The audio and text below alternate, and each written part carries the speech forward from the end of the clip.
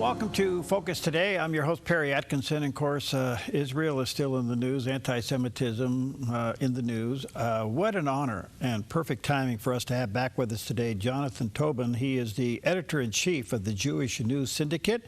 He's the host of the Top Story with Jonathan Tobin there on JNS. He's a senior contributor to The Federalist and a columnist for New York Post, Newsweek, and other outlets. He does have a website, jns.org,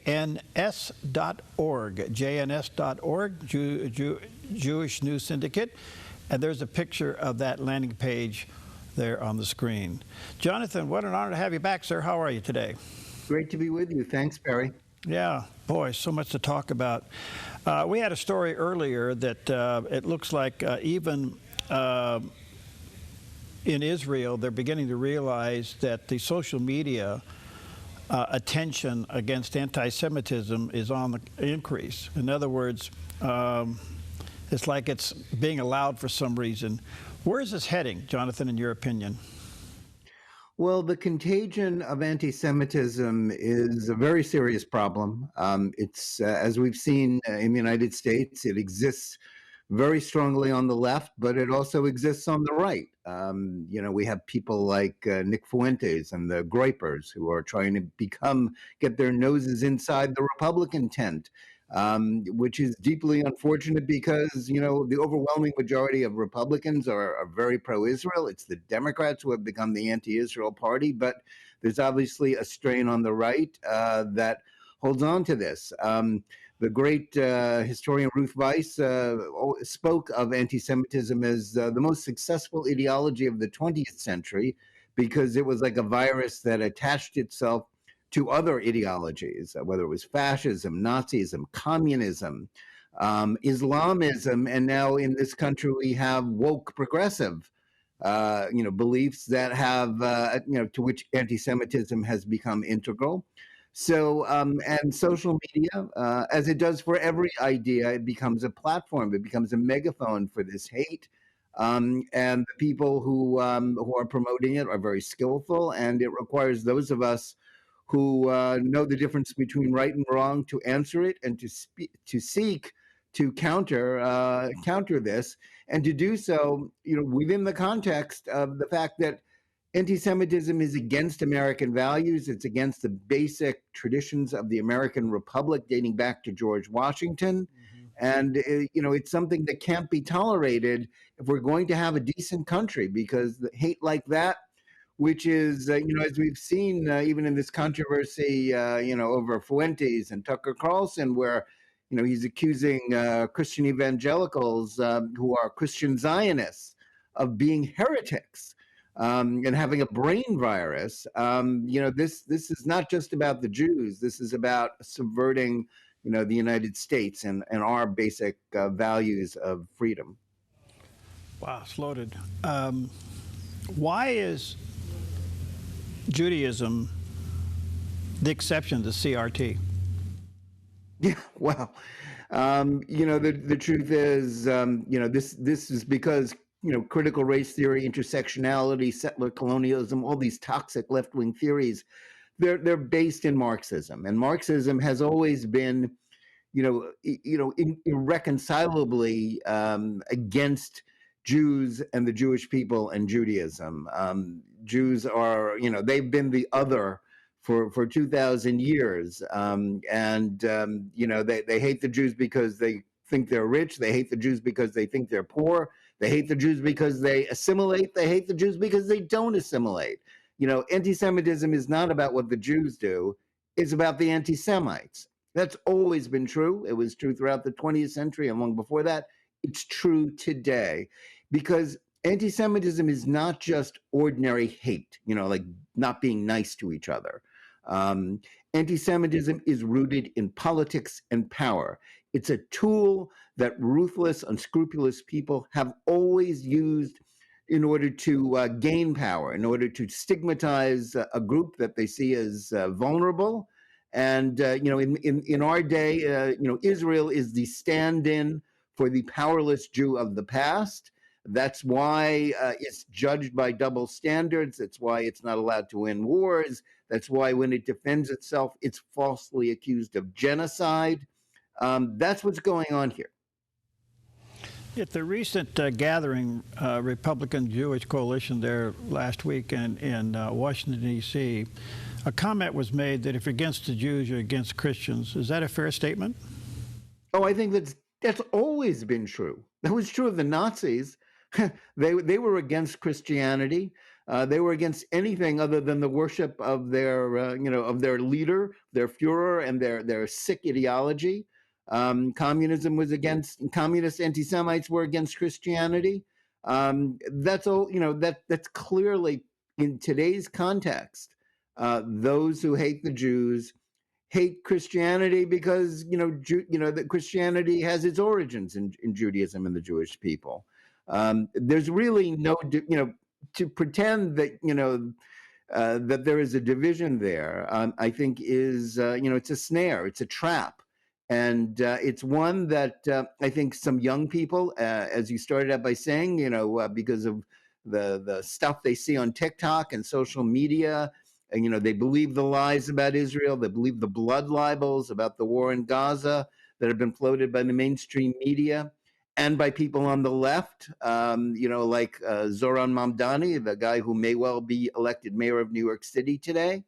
That's what's going on here. Christians need to understand that the people who are trying to manipulate this country are not Israel. It's the anti-Semites. It's the really bad actors who want to divide us and whose intentions are not good. They're not about defending America. They're about undermining its basic values. Yeah, I want to come to Mamdani in just a moment, but let me just continue on one other thing here.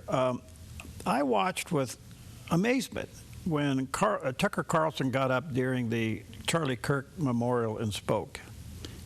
He gave an amazing Christian witness, and then he turns around and basically says Christians who support Israel are Zionists. That's trying to have a foot in both camps, isn't it? The appeal of Tucker Carlson, the ability of Tucker Carlson to keep a foot in mainstream conservatism is, it's an amazing feat, but it shouldn't be tolerated. Tucker Carlson described Christian Zionists, as I said before, as having a brain virus and of being Christian heretics. Like, what do you do to heretics? You burn them at the stake. It's a statement of hate. It's hard to understand how he was given this platform and made a very fine speech in many ways at the Kirk Memorial. Charlie Kirk was a Christian Zionist, an ardent Christian Zionist. And on his program over the last 2 years, since he left Fox News, he's the filters are off, the guardrails are off. He hosts Holocaust deniers, people who float blood libels against Israel, including left-wingers. Because that's the thing. And, anti-Semites, the people at the very extreme, it's like the horseshoe theory of politics. The people on the very, very far left and the people on the very, very far right often have more in common with each other than they do with the rest of us, including, mainstream conservatives. And so it's a very, very dangerous thing that Tucker, who, for, 15 minutes back in 2000 was kind of the tribune of conservatism on Fox News, pushing back against, critical race theory and, during the Black Lives Matter summer of 2000, he's lost the thread and he is now become a platformer of not just extremists, but of open hate mongers, a neo-Nazi like Fuentes. And the idea that this is part of the conservative coalition, that these are people who should be welcomed and seen as allies by the Trump administration and the Republican Party, it's very troubling because they're not on the same page. They're against all the basic values, the things that President Trump and Vice President Vance have supported, and the goals of this administration. And to see Carlson, fortunately, I think most conservatives have pushed back hard against Carlson and his platforming of hate. A few haven't. This is a battle for the soul of the conservative movement in this country. I don't think it's overstating it to put it that way. No, I think you're spot on. My brain's on tilt because of these holes in our armor, so to speak. Okay, just one other part of this, if I can come off script just for a moment. When you look at the world hating Jews this much, I mean, and it's growing, it just seems to me it's just outright demonic. Or am I overstating it? Well, you can put it that way. Anti-Semitism, as I said, it's been with us for a long time. It's a virus. You can contain a virus, you can quarantine it, you can't entirely kill it, and it is a perennial. And its power is enormous because it taps into the darkest parts of the human soul. But I don't want to be too down. I don't want to. To be too much doom and gloom. No. I have a great faith in the United States and the American people. The vast majority of the American people are not anti-Semites. Quite the contrary, they're philo-Semitic. Support for the Jewish people, support for Israel as a Jewish state. It goes back to John Adams. It's not something new. It's not even dating from Wilson or Truman or the presidents since then. Right now up to Donald Trump, who is the most pro-Israel president we've ever had. Israel is strong. It's not going away. The Jewish people are strong, and we're strong in part because we have so many good, Christian allies, Christian evangelical friends. I have faith in that alliance, in that friendship. We have to, as people of faith, whether we're Christians or Jews, we have to have faith in God and faith that good will triumph over evil. Yeah. And I do. I hope our viewers do as well. Yeah. And, Israel's now stronger than it's ever been. It's suffered terrible blows, but it is triumphant. It isn't going away. And those who seek its destruction, whether they're Islamists or Marxists or far right grapers, whatever they're calling themselves, they're on the losing side of history, not on the winning side. Okay, I do want to come to the race today there in New York City with Mamdani. And what's so interesting to me is on 9/11, New Yorkers said, we'll never forget. Today, they're on the verge of forgetting. And about ready. Well, I think you might well say that. Mamdani is, the manifestation of this bizarre red-green alliance that exists all over the world of Marxists and of Islamists. And they not merely want to forget 9/11, they want to mainstream hate against Jews, against Israel. And they also hate the United States. Mamdani is a guy who wanted to defund the police. He's against America. He sees America as a settler, colonial, imperialist country. He's against everything we hold dear. He's winning because that's what has happened to the Democratic Party in this country. It's drifted to the far left. New York itself has, demographically, it's not the same city that it was when it elected Rudy Giuliani twice and Michael Bloomberg 3 times. I think a lot of middle class people have moved out, especially in the last 12 years under Bill de Blasio, the mayorships of Bill de Blasio and Eric Adams, who have been left-wing failures.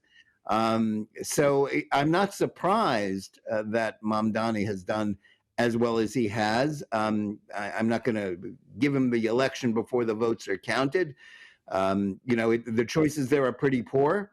Andrew Cuomo, the thuggish, COVID authoritarian liberal Democrat, is the most viable alternative to him, but at least he's not an anti-Semite. At least he doesn't hate America in the way that Mamdani does. The Republican Curtis Sliwa, is a very good guy, but Republicans are a pretty rare breed in New York City. It's a deep blue enclave. The chances of him winning, and in fact, a lot of people blame him, which may be a little unfair, for staying in the race, and dividing the anti-Mamdani vote. But I'm not sure, I'm not sure that that's fair, but the reality is New York is a wonderful city. It's the place of my birth. I was born in Manhattan. It's a great city still in many ways, but it is, in control, in thrall to the left.